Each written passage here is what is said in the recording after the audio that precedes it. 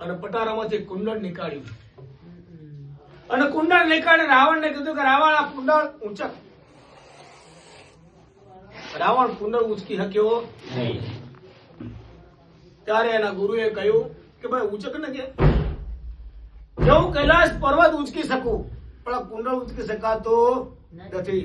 તો કે રાવણ સાંભળ, આ તારો 7મો અવતાર રામચંદ્રની સામે છે, પણ તારાથી 3 અવતાર પહેલા 4થા અવતારમાં ભગવાન નરસિંહ થઈ ગયા અને એની સામું હરણાકંસ હતો. આ હરણાકંસનું પહેરવાનું કાનનું કુંડળ. વિચાર કરો, પેલા હરણાકંસનું કાનનું કુંડળ જે કૈલાસ ઉચકનારો રાવણ ઉપાડી શકતો નતો, તો હરણાકંસ કેવો હશે?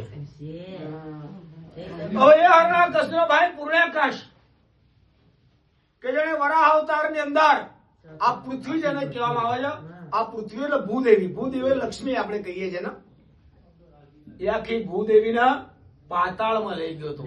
અને ત્યારે વારાસોબે જેના ભૂંડ કહીએ એના 2 દાંત વડે પૃથ્વીને લઈને બહાર આવ્યા અને પૃથ્વીને તારીને ભૂદેવી લક્ષ્મી, અને એ 3જા અવતારે લક્ષ્મી, 4થા અવતારે નૃસિંહ. અને એટલા જ માટે ભગવાનના 10 અવતારની અંદર એક નરસિંહ ભગવાનના અવતારની અંદર લક્ષ્મી સ્વયં ભગવાનના ખોળે બેઠા છે. અને એટલા જ નૃસિંહ લક્ષ્મી કહેવામાં આવે છે. જ્યાં સાહેબ નૃસિંહનો વાસ હોય તો લક્ષ્મી ખૂટે નહીં.